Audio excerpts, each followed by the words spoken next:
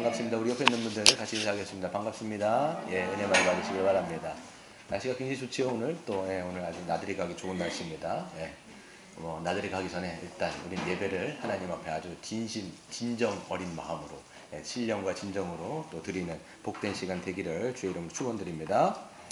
예, 오늘 말씀을 보면 이제 창세기 16장입니다. 우리가 이제 지난 때까지 아브라함의 이제 일평생을 살펴보면 이게 다 하나님의 열심이라는 생각밖에 안 들어요. 그러니까 아브라함의 모습은 우리의 신앙의 일면을 보여주고 있는데 얼마나 하나님께서 아브라함의 인생 가운데 믿음을 주시기 위해서 그 하나님께서 그에게 은혜를 베풀어 주시기 위해서 하나님의 열심, 하나님의 쉬지 않는 그 신실하심을 보여주시는 그 모습이 아브라함의 그 일생에 담겨 있습니다. 그래서 하나님은 아브라함에게 약속을 주셨습니다. 뭐에 대해서 약속 주셨죠? 바로 내가 너로 말미암아 큰 민족을 이루게 하겠고 그 다음에 내가 지시할 땅으로 가라 말씀하시고 내가 너와 함께 하겠다 말씀하시면서 하나님 나라를 그 아브라함에게 약속해 주시고 또 약속해 주셨다는 거예요. 그 보면 이제 그 민족과 땅을 하려면 굉장히 이제 뭐 대단해야 되는데 이게 이루어질 만한 조짐이 안 보이니까 아브라함도 신뢰가 안 가는 거예요. 믿지는 못하는 거예요. 그러니까 끊임없이 하나님 앞에 그 의심을 하죠. 그럴 때마다 하나님께서는 밖에 데리고 나가셔서 지난주에 보면 지지난주에 됐죠. 보면 하나님께서 밖에 나가셔가지고 무뼈를 보여주시면서 너의 자손이 이와 같이 수많은 무뼈처럼 많게 할 것이다 이렇게 말씀하세요. 땅도 내가 너에게 줄 것인데 내가 이제는 언약을 맺겠다라고 말씀하시면서 약속을 하신 것을 이제 언약을 체결해 주시는 거예요. 그래서 여러분 성경에서 보면 이제 약속과 언약은 좀 달라요. 약속은 어떻게 보면 구두로 이렇게 얘기하는 거예요. 내가 뭔가를 해주겠다. 이렇게. 내가 언제까지 뭔가를 해주겠다. 이렇게 얘기하는 게 약속인데 언약이라고 하는 것은 그거에 대해서 확증적인 것. 우리가 이게 여러분 이렇게 할 때 이렇게 뭡니까? 양식 같은 거 해갖고 서식 쓰지 않습니까? 또 어떤 사람들이 구두로 한 거를 못 믿으니까 손가락 걸고 거기다가 지장도 찍고 막 한단 말이에요. 이런 것처럼 약속한 것을 하나님께서는 언약을 체결해 주시는데 그 방식이 어떤 거였냐면 짐승을 쪼개는 거였어요. 그래서 짐승 순양과 순염소가 있었는데 그거를 다 쪼개죠. 새끼 비둘기까지 있었는데 그 새끼 비둘기는 쪼개지 않고 다 쪼갰어요. 쪼갠 다음에 이제 하나님께서 아브라함을 재우시고 그 사이를 홀로 지나가셨다 이렇게 성경은 선언하고 있단 말이에요. 홀로 지나가셨다는 게 뭡니까? 이 약속은 내 약속이다. 이 약속은 내가 이룰 것이다 라고 말씀하시면서 하나님께서 쪼갠 고기 사이를 횃불의 모양으로 지나가시는 걸 통해서 하나님의 그 열심과 하나님의 그 신실하심이 어떠한지를 보여주고 그것이 나중에는 우리 주 예수 그리스도에게까지로 연결되어지는 모습을 보게 되는 것이죠. 그래서 하나님 나라를 선물로 받는 것은요 우리의 어떠함으로 되는 것이 절대 아니라는 걸 여러분 기억하셔야 돼요. 하나님의 나라를 받는 것, 즉 우리가 의롭게 되어지고 하나님의 생명을 받게 되어지고 하나님의 아들, 딸들이 되어지는 하나님의 기업을 우리가 상속받는 것은 우리의 잘남이 아니라 오직 하나님의 신실하심, 오직 하나님의 열심을 통해서 우리가 그 생명을 얻고 그 구원의 복락을 누린다는 것을 기억하는 것을 잊지 마셔야 되는 것이죠. 이것은 아브라함을 통해서 우리는 볼 수 있는 겁니다. 그래서 이제 아브라함에게 약속을 하셨단 말이에요. 그러면 15장에 그렇게 약속해 주시고 언약까지 피를 보시면서까지 이렇게 언약을 보여주셨으면 16장에 뭐가 좀 나와야 되냐면 그렇기 때문에 하나님께서 이삭을 주셨더라.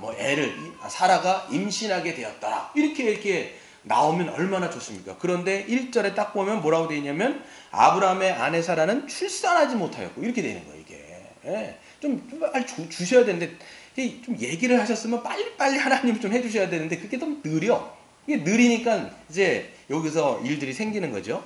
여러분도 그렇지 않습니까? 기도해가지고 이게 빨리빨리 내 시간, 내 때에 뭔가 좀 이루어지면 좋겠는데 그게 안 되니까 그냥 마음속이 그냥 불안하고 조급하고 그냥 안달복달 하다가 그냥 결국은 막 이렇게 한단 말이에요. 이렇게. 오늘도 그런 얘기가 이제 시작부터 나오는 거예요. 조짐이 안 좋죠, 지금? 조짐이 굉장히 안 좋아요, 지금. 네, 그렇습니다. 그래서 한 여종이 있으니 애굽 사람이요. 이름은 하갈이라 아주까지 그냥 상황까지 이제 또 있습니다. 그래서 사라가 이렇게 얘기합니다. 아브라함에게 이르되 여호와께서 내 출산을 허락하지 아니하셨으니 이게 이제 다른 타번역에 보면 막았다는 얘기하는 거예요. 하나님이 오히려 막고 있다라는 거예요. 하나님이 그것을 막으셔갖고 지금 안 주시기 때문에 우리가 이럴 때가 아니다. 그냥 하나님께서 줄 때까지 우리는 기다리지 말고 우리의 방식으로 우리가 알아서 좀 하자 이렇게 얘기하면서 뭐라고 얘기하냐면 원하건대 내 여종에게 들어가라. 내가 그로 말미암아 자녀를 얻을까 하노라 하매 아브라함이 이제 사라의 말을 들었다 이렇게 이야기를 하는 거죠. 사라도요 조급해지는 거예요. 이게 좀 하나님이 준다라고 얘기하면 좀 빨리빨리 주셔야 되는데 시간까지 나와요. 3절에 보면 가나안 땅에 들어온 지 10년 됐어요. 10년. 여러분 뭔가 여러분 하나님께서 말씀해 주셨으면 그걸 좀 빨리 이뤄주시면 좋겠는데 여러분 인생 가운데 누군가가 뭘 해주겠다고 얘기하는데 10년 동안 그게 안 보이면 조짐조차 안 보이면 그게 뭔가 이루어질 조짐조차 안 보이면 여러분 마음 가운데 어떤 마음이 들까요? 1번 신뢰가 간다. 신뢰가 가면서 기다려진다. 2번 불안하고 초조해갖고 내 방식으로 할 거다. 뭐가 될까요? 2번. 그렇죠. 다 연약해. 우리 딱 보니까 다 연약해. 아무튼 이게 보면 인간적인 이제 그 연약함이 있는 거예요. 그래서 하나님은요 항상 이 방식이 있어요. 하나는 하나님을 신뢰하는 방식은요 기다리는 인내하고 오래 참는 방식 이게 있는 거죠. 하나님은 사실 이걸 우리에게 굉장히 원하십니다. 이거를 우리에게 요구하시는 거예요. 아브라함에게도 마찬가지고요. 그런데 지금 아브라함과 사라는요 계속 조급해지는 거예요. 믿음에서 자꾸만 떠나게 되어지면 조급한 마음으로 이제 마음에 불안이 막 싹트게 되거든요. 정말 하나님 주실까? 하나님 주신다 그랬는데 안 주실 것 같은데. 또 게다가 아브라함의 나이도 많고 사라의 나이도 많고요. 게다가 이 사라는 경수까지 끊어지고 불임이다라고 이미 선언을 했단 말이에요. 그러니까 사라는 안 되겠다 싶은 거예요. 나는 이제 불가능하니까 내 남편을 통해서 어떤 방식을 통해서라도 애를 갖자. 이 당시에 이제 지금은 안 그렇지만 그 당시엔 더 그랬어요. 고대 문화에서는 자녀가 없다라는 것은 상속자가 없는 것이고 상속자가 없다라는 것은 뭔가 굉장히 안 좋다라고 생각을 했기 때문에 사람들은 자녀에 대한 그런 갈망이 굉장히 이제 센 거였죠. 그러니까 살아도 마음 가운데 이제 애에 대해서 자녀에 대해서 상속자에 대해서 그 마음이 큰 거예요. 그러니까 본인은 안 될 것 같으니까 조금이라도 남편이 조금이라도 젊었을 때 어떻게 해서라도 이제 애를 갖자 해가지고 자기의 젊은 여종 하가를 붙여준 거예요. 붙여줬더니 이제 아브라함은 이때다 싶은 거예요. 이때다 싶어가지고 보니까 아브라함이 사라의 말을 들었다. 그렇죠. 그래서 아브라함이 아내 말을 좀 잘 들은 것 같아요. 와이프를 준다 그래서 그런 건지 모르겠는데 아무튼 말을 잘 들었습니다. 잘 듣고 나서 아브라함의 아내 사라가 그 여종 애굽 사람 하가를 데려다가 그 남편 아브라함에게 첩으로 준 때는 언제예요? 아브라함이 가나안 땅에 거주한 지 10년이요.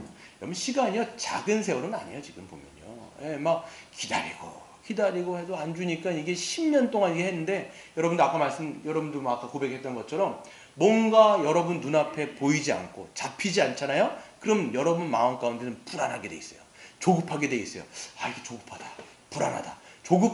조급해지면 점점 마음에 불안이 생겨지고 불안이 생기다 보면 결국은 어떻게 되냐면 어떻게 해서든지 내 뜻과 내 방식대로 이루려고 하는 그런 결사각오 같은 것들이 여러분 안에서 이제 되어지는데 그것이 이제 우리의 모습이다라는 이제 이 성경의 이 장면을 통해서 우리는 보게 되는 것입니다. 우리가 생각할 때 어떤 일들이 되어지지 않을 때 여러분이 생각했던 대로 또 여러분이 어떤 갈망했던 대로 이게 되어지지 않으면 자꾸만 이제 조급해지는데 그런 모습을 우리가 사무엘에서도 볼 수 있습니다. 한번 찾아보겠습니다. 사무엘상 13장 한번 찾아볼게요. 사무엘상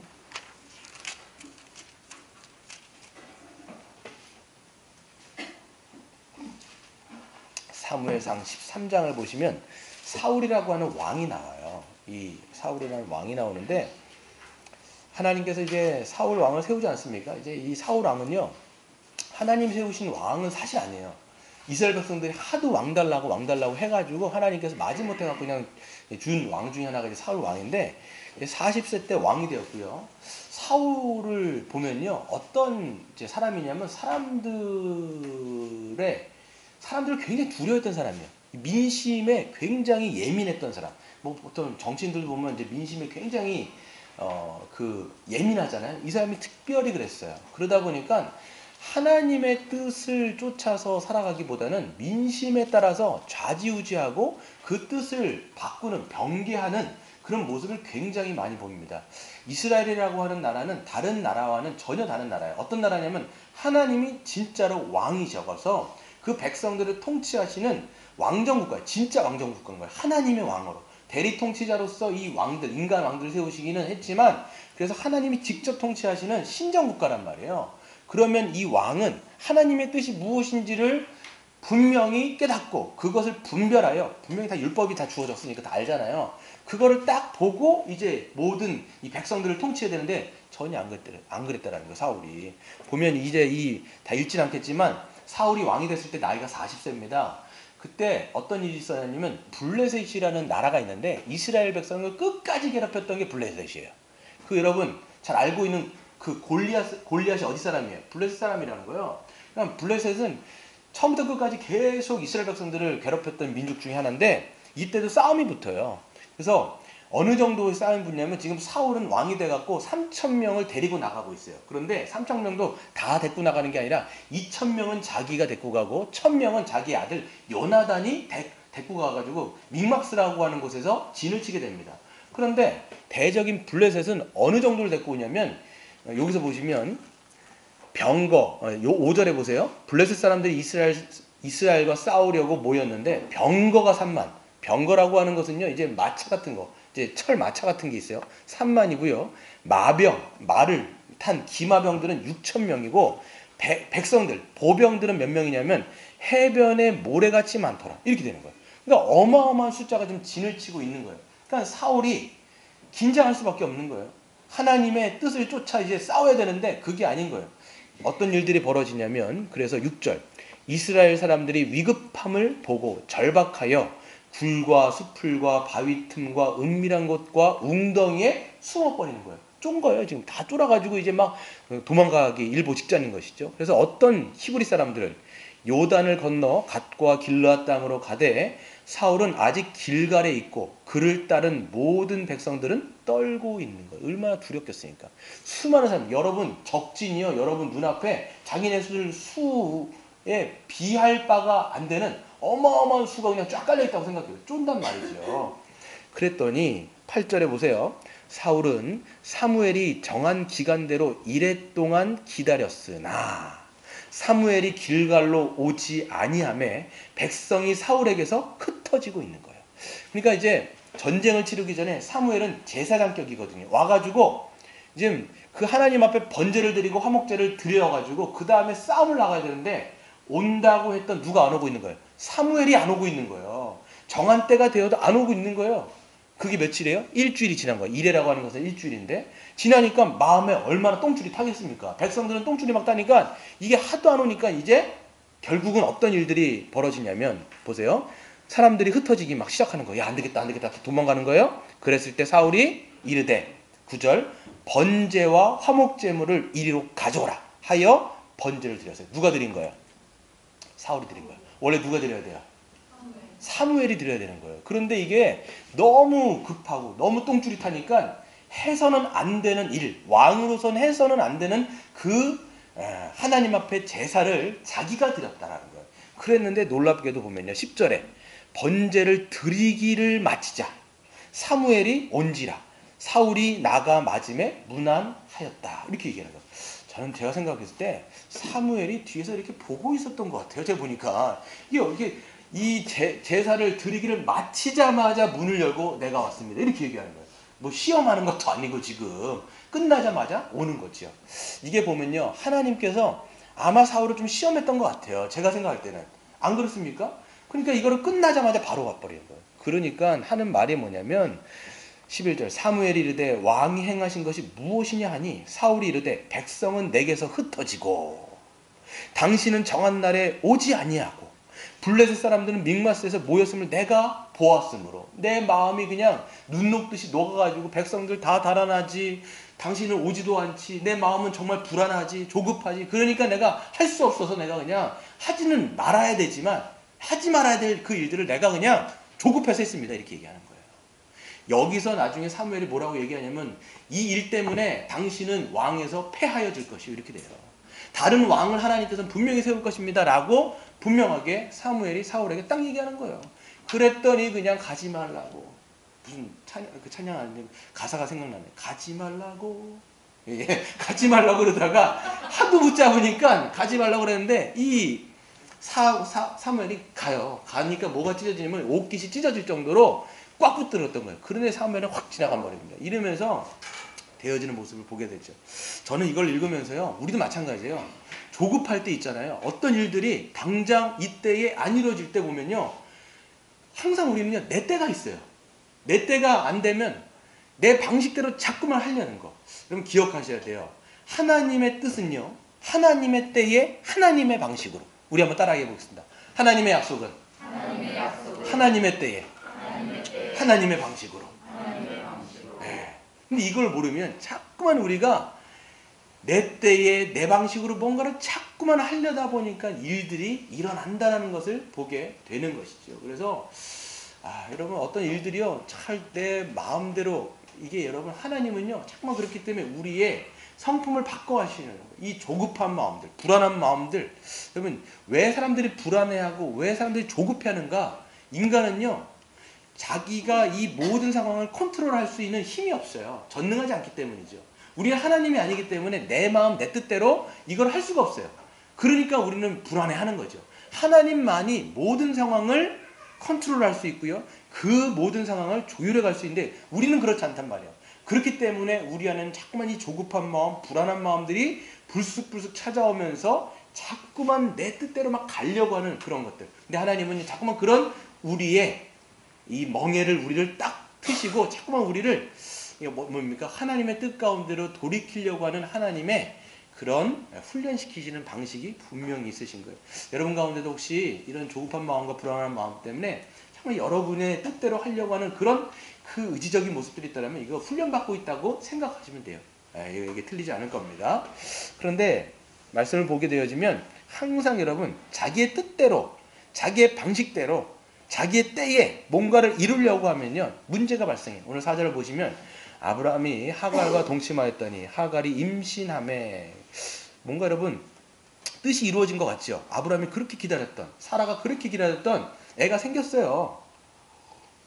어떻게 보면 아브라함과 사라는요, 야 이게 뭐 하나님께 주셨나? 이렇게 생각할 수도 있을 것 같아요. 애가 생겼으니까. 그런데 이 문제는 뭐가 되냐면 그가 자기의 임신함을 알고 그의 여주인을 멸시한지라. 누가? 하갈이 그냥 자기가 임신했어요. 이 여종인데도 불구하고 누구를 무시하냐면 여주인을 막 무시하기 시작한 거예요. 여기서 멸시했다라고 얘기하는 것은 굉장히 낮추어 봤다는 거예요. 그러니까 뭐 이제 안방을 찾아 있겠죠? 하갈이요? 그러니까 이제 아브라함과 하갈하고 막 이렇게 하다가 이제 안방 문을 딱 나오면서 이제 앞에 사라가 있는 거예요. 그러면 이제 하갈이 탁 보면서 이게 뭡니까? 이게 약간 낮춰보는 거죠. 애도 못 낳는 주제. 뭐 이러면서 그냥 낮춰보는 거예요, 막. 그러니까 사라가 얼마나 열이 받겠냐고요. 그러니까 이 하갈, 이 종이요, 이제는 눈이 높아질 대로 높아져. 이게 아주 그냥 교만이 높아질 대로 높아져가지고 자기 여주인도 보이지가 않는 거예요. 그러니까 막 사람을 함부로 하고, 막 여주인을 함부로 하는 거죠. 그러니까 이제 이 사라도요, 가만히 있을 여자는 아니에요. 그러니까 이제 남편의 멱살을 붙잡은 것 같진 않은데, 그래도 보면 이제 데리고 와가지고 뭐라고 얘기하냐면, 5절에 보면 사레가 아브라함에게 이르되 내가 받는 모욕은 당신이 받아야 마땅하다. 네가 너 때문에 못 낳는 거 아니야? 약간 이런 것 같아요. 그래갖고 내가 나의 여종을 너의 품에 두었거늘 그가 자기의 임신함을 알고 나를 멸시하니 당신과 나 사이에 여호와께서 판단하기를 원한다. 하나님께서 우리 둘 사이를 판단하고 누가 옳은지를 좀 판단하기를 원한다. 사실 누가 여종에게 줬습니까? 사라가 줬어요. 자기가 줘놓고선 또 이렇게 되는 거예요, 지금. 예. 제가 보면 이제 아담과 하와의 모습이 생각나는데, 아담과 하와가 범죄한 다음에 니 탓이다 잠깐만 하잖아요. 니 탓이다. 이 니 탓이다 해가지고 가정 깨지거든요, 보면. 다 그런 거예요, 지금 보면. 니 탓이다 하면서 하는 건데, 보면, 그래서 아브라함이 사라에게 이르되, 6절에 당신의 여종은 당신의 수중에 있으니, 니 종 아니냐? 니 여종 아니냐? 당신의 눈에 좋을 대로 그에게 행하라 하매 사레가 하갈을 학대하였다. 그러니까 네 여종은 네가 알아서 해라. 갈구든지 말든지 네 거 아니냐? 이렇게 얘기하는 거예요. 아니, 아브라함도 나쁜 놈이에요. 지금 보니까 자기가 해갖고 여종 자기가 품어놓고서 그냥 이제 그 뭡니까 사라가 하도 막 달려드니까 사라가 이제 무섭잖아요, 여자가. 막 그러니까 얼굴이 이쁘니까 성격도 막 정말 약간 좀 그랬을 것 같아요. 그러니까 막 달려드니까 아브라함도 자기 손에는 해결이 안 될 것 같은 거예요. 이게 이제 끝나지 않을 것 같은 그 뭡니까 장미의 전쟁이 시작되는 거죠. 그러니까 이 아브라함도 안 되겠다 싶으니까 당신 마음대로 해라. 당신 마음대로 하는 건 뭐냐면 죽여도 상관없다라는 거예요. 네가 알아서 해라는 거예요. 그러니까 사라가 이제 허락까지 맡았겠다. 그래가지고 그냥 하가를 어떻게 했을까요? 머리끄댕이 막 땡겨가지고 가가지고 그냥 어디에요? 부엌 같은 데 데리고 가고 막 조인트 까고 막 아마 그러지 않았을까? 막 따기 때리고 막 네가 나를 몇 시하냐 막 그러면서 막 머리털 막 한 움큼씩 막 뽑히고 막 이랬을 것 같아요. 제가 보니까. 안 그러면 하갈이요 사라 앞에서 도망을 쳐요. 보면요. 이게 보면 어디로 도망을 쳐요? 광야로 도망을 치는 거예요. 여러분 지금 애를 임신한 몸으로 광야라고 하는 것은 굉장히 뜨겁고 굉장히 낮에는 뜨겁고 밤에는 춥고 그 다음에 이 맹수들도 있는 그 광야에 어떻게 여자 홀몸으로 이렇게 도망을 칠 수 있겠냐고. 그런 용기가 어디서 났겠냐는 거예요. 이런 용기는요 사라가 하도 갈구니까 사라한테서 갈궈서 여기서 죽느니 차라리 광야에 거기서 나가서 죽는 게 차라리 낫겠다. 이렇게 할 정도로 사라는 굉장히 세게 아마 이 하갈을 학대했던 것 같아요. 그러니까 도망까지 치는 모습을 보게 되는 것이죠.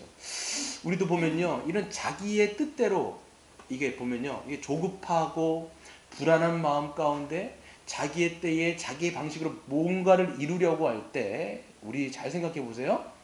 하나님의 성품으로 우리는 안 해요. 하나님의 성품으로 절대로 하지 않습니다. 뭔가를 하면 격정적으로 뭔가를 자기의 뜻대로 하려다 보니까 자기 어떤 죄된 본성, 급한 마음이라든지 어떤 그런 내 본성대로 막 일들을 처리하기 때문에 거기서 발생되는 일들은 대부분 관계가 깨어지는 일들이 다반사다라고 생각이 되어져요. 이 철로역정이라는 책에 보면요, 어떤 이야기가 나오냐면 이 크리스찬이라고 하는 사람이 해석자의 집에 찾아갑니다. 해석자의 집에 찾아가고 이렇게 만나는 장면인데 어떤 이제 상징적인 사건들을 막 보게 돼요. 이 크리스찬이. 그 중에 어떤 일이 있냐면 해석자가 이제 크리스찬의 손을 이끌고 작은 방으로 데려갑니다. 그때 그 방에는요, 두 명의 아이가 의자에 앉아 있는 거예요. 근데 한 아이는 이름이 뭐냐면 격정이에요. 영어로 이제 패션이라고 번역이 되어 있고요. 다른 아이의 이름은 인내라는 애인 거예요. 그래서 격정이는 어떻게 보이냐면 무척 심통이 난 듯 보였으나 인내는 매우 침착하여 얌전히 앉아 있었다. 이렇게 됩니다. 그때 크리스찬이 묻습니다. 해석자한테 묻는 거예요. 왜 격정이는 저렇게 불만에 가득 차 있습니까? 해석자가 하는 말이 뭐냐면 저 아이들의 아버지가 아이들 각자에게 내년까지 기다리면 가장 좋은 것들을 주겠다라고 했는데 저 아이는 지금 모든 것을 다 가지겠다고 하는 거죠.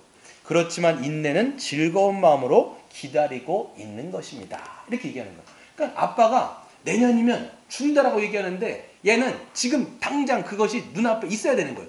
그러니까 얘는 계속 불만을 갖고 계속 불만을 토로해야 되는 거예요. 근데 인내는 그 아빠가 좋은 것을 준다고 그랬을 때 기쁜 마음으로 기다리고 있는 거예요. 저희 애들도 보면요, 내가 이제 뭐 이게 생일이 돼가지고 이제 5월 30일에 생일인데 뭔가 이제 사주겠다라고 얘기를 하면 그때까지 기다릴 수가 없는 거예요. 애들은 좀이 쑤셔가지고. 그래갖고 오늘 일어나면 아침에 아빠 이거 사준다고 얘기했죠. 계속 그 약속에 대해서 물어봐요. 팽이 사준다고 했지.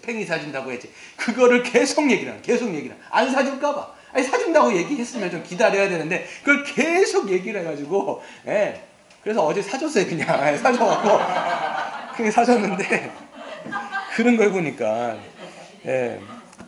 빨리 근데 이게 보면요, 여기서도 보면 이 아이가 이 격정이라는 아이는 못 참는 거예요. 그래서 이게 한 꼭지가 어떤 내용이 또 있냐면 그때 나는 한 사람이 격정이에게 다가오는 것을 보았습니다. 그 사람은 보물자루를 가져다가 격정이의 발 앞에 쏟아놨습니다. 그 아이는 보물을 쥐어 들고 기뻐하며 인내를 비웃기까지 했습니다. 그러나 그것은 잠시였습니다. 격정이는 갖고 있는 것을 금방 다 써버려 남은 것이라고는 다 떨어진 옷가지들 뿐이었습니다. 크리스천이 묻습니다. 해석자 선생님, 이건 또 무슨 의미인지 자세히 가르쳐 주시겠습니까? 이 두 아이는요, 상징적인 인물이지요. 격정이는 바로 이 세상에 속한 육의 사람입니다. 인내는 장차올 세상 곧 영에 속한 믿음의 사람을 뜻합니다. 당신이 봤듯이 격정이는 올해의 모든 것을 다 가지려고 합니다. 다시 말해서 이 세상에 속한 사람들은 지금 당장 세상의 모든 것을 얻고 즐기고 싶어하며 현세 것에서 만족하고 종말을 바라보지 않습니다. 그러니까 내세에서는 저렇게 누더기 차림이 되는 것입니다. 이렇게 얘기하는 거예요. 그러니까 지금 당장 주어지는 거 그걸 다 한 다음에 내세는요, 누더기 차림으로 있을 수밖에 없거든요. 인내는 그런데 여기서는 어떤 것들을 기다리지만 정말 궁극적으로는 하나님께서 주신다고 말씀하셨던 것들을 기다리고 끝내는 기다려서 그 맨 마지막에서는 영광스러운 그 나라에 들어가 영광을 그때 누리게 되는데 우리는 그 인내를 우리는 하지 못하는 부분들이 참으로 많다는 것을 보게 되어지는 것이지요. 그러니까 여러분 보면 그렇기 때문에 우리가 격정이처럼 안 되면 내 뜻대로 내 방식대로 내가 해야지 막 달려들다 보니까 뭐가 깨지냐면 관계가 다 깨지는 거예요. 관계가 깨져요. 그러니까 사람들하고요 보면.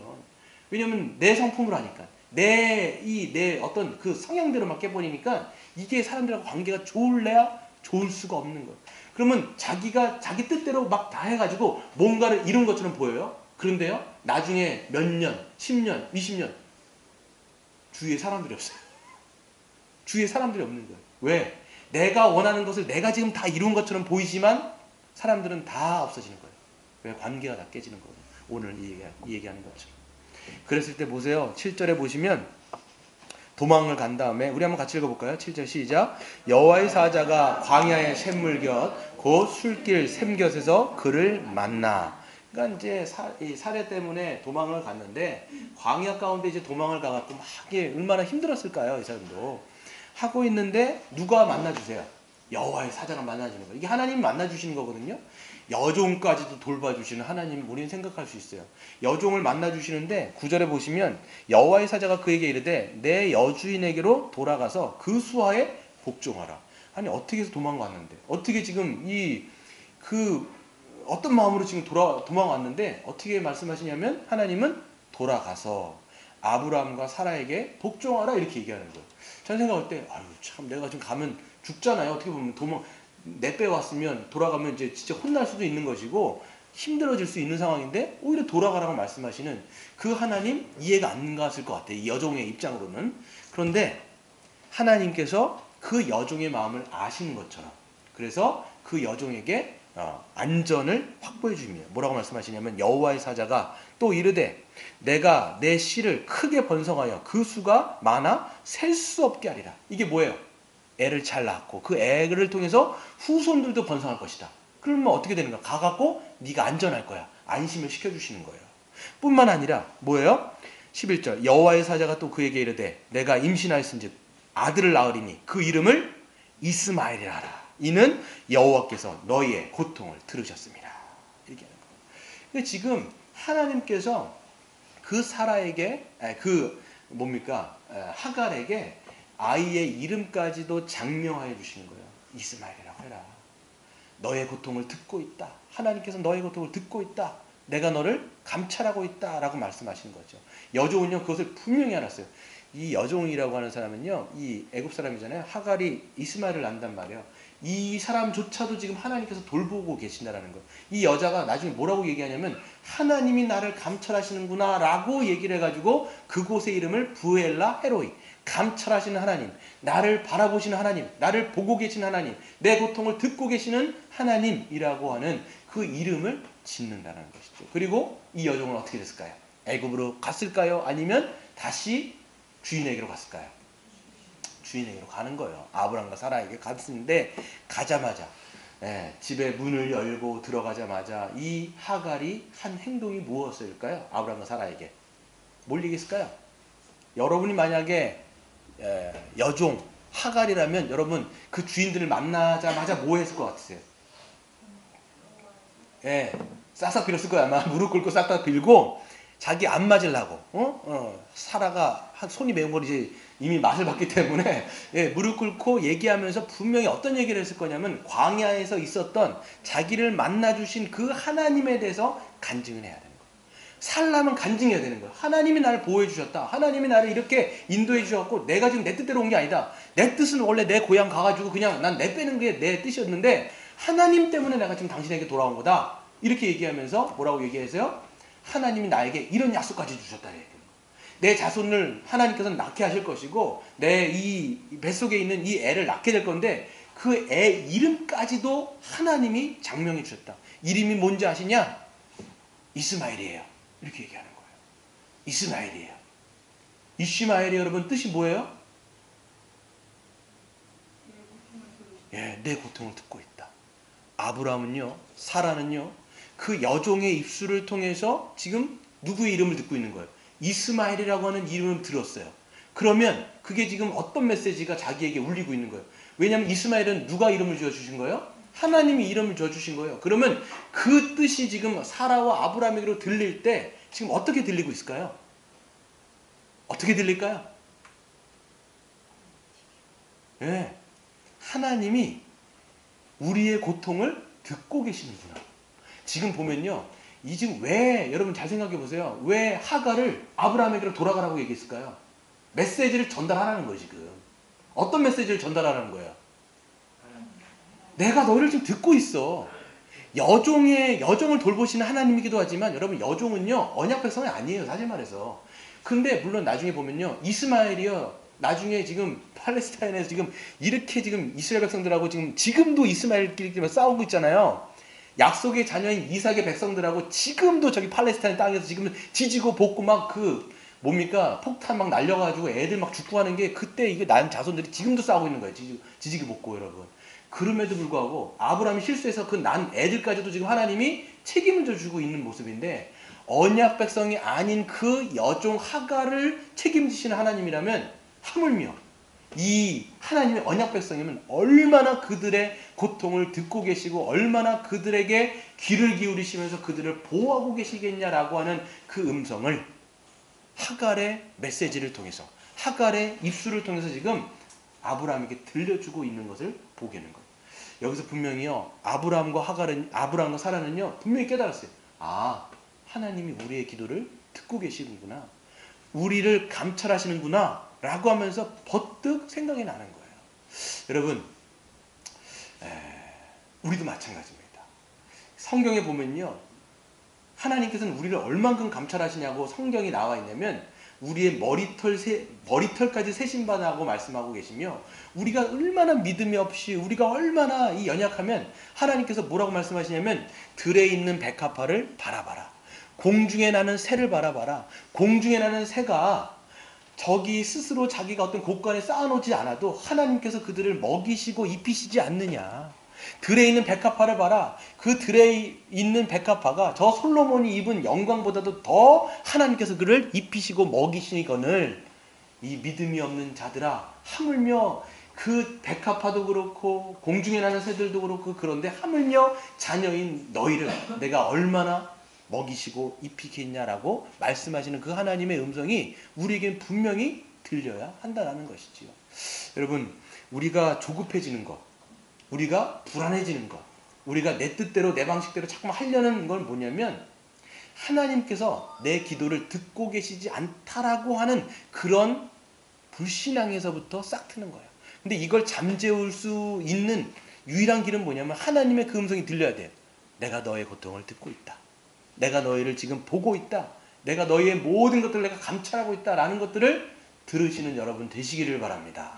여러분 그래서 보면 마지막으로 아브라함과 이 사라는요 또다시 하나님 앞에 이 믿음과 인내로서 갈 수 있는 마음이 생겼을 거예요. 그러면서 15절 16절 같이 읽어보도록 하겠습니다. 시작. 하갈이 아브라함의 아들을 낳음에 아브라함이 하갈이 낳은 그 아들을 이름하여 이스마엘이라 하였더라. 하갈이 아브라함에게 이스마엘을 낳았을 때에 아브라함이 86세였더라. 아멘. 애가 이제 낳은 거죠. 그리고 나서 실질적으로 이제 하나님께서 지어주신 이 이름인 이스마엘을 이제 여기다가 이제 얘기를 한 거예요. 그 다음에 하갈이 아브라함에게 이스마엘을 낳았을 때 아브라함이 나이가 몇 살이었다고요? 86세였더라는 거예요. 네. 지금 86세인데 나중에 몇 세 애들을 낳아요? 100세. 여기서 몇 년 더 기다려야 돼요? 14년 더 기다려야 되는 거예요 지금. 예. 17장에 보면요 아브라함이 99세 때 하나님이 그때 또 등장하세요. 13년 또 기다리다가 나중에 하나님께 나타나시는데 이스마엘이라고 하는 이름은요 아주 중요한 이름이에요. 보면요 이제 애 이름을 짓잖아요. 애가 이제 좀 컸어요. 그러면 이제 애 이름을 계속 부르겠죠. 이스마엘아, 이스마엘아, 밥 먹어라. 이스마엘아, 옷 입어야지. 이스마엘아, 유치원 가야지. 이스마엘아, 학교 가야지. 계속 애 이름을 부르는 거예요. 그러면서 이름을 부를 때마다 뭘 기억할까요? 하나님의 약속을 기억하는 거예요. 아, 하나님이 우리 고통을 듣고 계시지. 그러면서도 마음 가운데 조급해지고 불안한 마음이 들 때마다 이스마엘이 눈앞에 있고 이스마엘을 계속 부를 때마다 하나님의 약속을 상기하는 거예요. 지금 계속 상기하는 거예요. 옛날에 보니까 그 축구 옛날에 지금 완전 없어졌는데 예전에 이 축구 이름이 할렐루야라고 하는 축구팀 아세요? 그럼 이제 이 축구팀이 할렐루야인데 이제 해설자는 뭐라고 얘기하냐면 할렐루야 팀 지금 공을 잡았습니다. 할렐루야 할렐루야. 할렐루야가 뜻이 뭐예요? 하나님께 찬양 올리지 아니에요. 그러니까 이 사람은 뭐 믿든 믿지 않든 간에 계속 할렐루야를 얘기하는 거예요. 할렐루야를 얘기할 수밖에 없는. 할렐루야, 지금 공을 잡았습니다. 할렐루야, 지금 슛 쐈습니다. 이렇게 얘기하는 거예요. 그러니까 이름이 얼마나 중요한가 저는 생각해 보는 거예요. 여러분의 이름은 어떻습니까? 여러분의 이름 어떻습니까? 별로. 예. 예. 그러니까 항상 이런 저는 생각할 때 이게 언약적인 이름을 지어야 되겠구나. 그래서 항상 하나님께서 우리와 함께 하신다라는 것을 기억할 수 있는 이름. 하나님께서 늘 우리를 지금 감찰하신다라는 그런 이름 중에 우리 임마누엘 혹시 있습니까 우리? 또 다시 이제 애가 낳을 때 이게 애가 이제 낳을 수 있으니까 애 이름을 이제 임마누엘이라고 하면 어떨까요 우리가? 저는 끝났을 것 같아요. 이제 저는 끝났으니까 여러분들 이제 애를 낳으시면 뭐 이제 박임마누엘이라고 얘기하기도 하고 황임마누엘이라고 하기도 하고 인여비도 애기 낳으면 이제 그렇죠. 유임마누엘 아니면 또 뭐가 있을까요? 애 이름 졌어요? 아직 안 졌습니다. 아직까지 결혼을 해야지 애를 낳는데 그래도 이제 곧 결혼할 거니까 이제 임마누엘 되셔야 되는데 내가 이제 이름을 통해서 하나님은 분명히 이거 선물 주신 거다. 그래서 인내하고 기다리도록 하나님께 하셨지만 하나님은 왜 이렇게까지 안 주실까 이렇게 생각할 때 저는 좀 생각해 봤어요. 너무 안 주시는 거다 이게 지금. 이게 나중에 보면요 75세에 약속받고 100세까지 기다렸으면 몇 년이요? 25년 기다린 거거든요. 나중에 다음 주 저희가 17장을 우리가 알아볼 텐데 17장 99세에 나타나셔가지고 하나님께서 어떻게 하세요? 할례 받으라고 얘기하세요. 할례까지 받으라고. 할례가 뭐예요? 남자의 이거를 포피를 이게 베는 거란 말이에요. 왜 할례를 하라고 하셨을까요? 이게 보면 남자의 성기도 완전히 죽었다라는 상징하는 거예요. 아브라함도 이제 끝난 거예요. 이게 이미 끝났는데 거기다가 아예 그냥 확인사살. 아예 그것까지 끊어버리셔가지고 완전히 확인사살한 거예요. 지금 99세면요 붙여줘도 안 되는데 이게 그렇잖아요. 붙여줘도 애를 날똥말똥인데 그걸 아예 잘라버린 거라는 거예요 여러분. 그래갖고 이제는 이게 뭘 상징하는 거냐면 너에게서 나는 건 이제 아니라는 거야. 할례를 받게 하는 것은 이제 육신의 자녀는 이제는 절대 못 난다. 이제 네가 애를 낳는 거는 육신의 자녀가 아니라 뭐예요? 약속의 자녀다. 이거를 분명하게 알려주는 거예요. 그래서 저는 이 아브람 파트를 보면서 하나님의 일하심이 어떤 거냐면 항상 우리가 두 손 두 발 다 들고 하나님 우리 할 수 없어요. 이럴 때까지 그냥 몰아가세요. 그냥 하나님은 여러분 잘 생각해 보세요. 여러분이 뭔가를 결정해 갖고 여러분이 막 뭔가 힘으로 했어요. 그럼 하나님께 영광을 돌릴까요? 안 돌릴까요? 절대 안 돌립니다. 이거 왜 내가 한 거거든요. 하나님 이거 내가 했네요? 이렇게 얘기한단 말이에요. 우리 엄청 교만해요. 우리도요 보면요 우리가 뭔가 조금만 일도 좀 성공하잖아요. 그러면 자기가 잘해갖고 된 줄 알아요. 항상. 그러니까 하나님은요 그게 아니라 끝까지 밀고 가시는 거예요. 우리가 절대 할 수 없다는 걸 분명히 알게 하신 다음에 그래서 하나님은요 거기서 뭔가를 이루세요. 그럼 우리는 어떻게 하십니까? 이거 하나님이 하셨구나. 아브라함도 그랬을 거예요. 이건 우리가 한 게 진짜 아니다. 이건 분명히 하나님이 하신 것이다. 저는 우리 교회를 바라보면서 분명히 이런 생각이 있습니다. 우리가 어떤 생각도 있고 우리 어떤 의지도 있고 어떤 힘도 있단 말이에요. 그래서 뭔가를 막 으쌰으쌰 전 좋다고 생각해요. 그런데요 어떤 일들은요 분명히 끝까지 하나님 밀고 가실 거예요. 어떤 일들은요 끝까지 우리가 하지 않았다고 고백할 수 없을 때까지 밀고 가셔갖고 그때 우리가 두 손 다 들면 하나님이 하시는 거예요. 만약에 우리한테 힘이 있잖아요. 그러면 그 힘 가지고 내가 했다고 얘기하고 내가 영광을 받을 텐데 우리가 두 손 다 들 때 우리의 힘이 다 빠졌을 때 그때 하나님 역사하시면 하나님 하셨습니다. 하나님이 하셨습니다. 하나님 영광 받아 주시옵소서. 그런 고백을 하는 저와 여러분 다 되시기를 주의 이름으로 축원드립니다.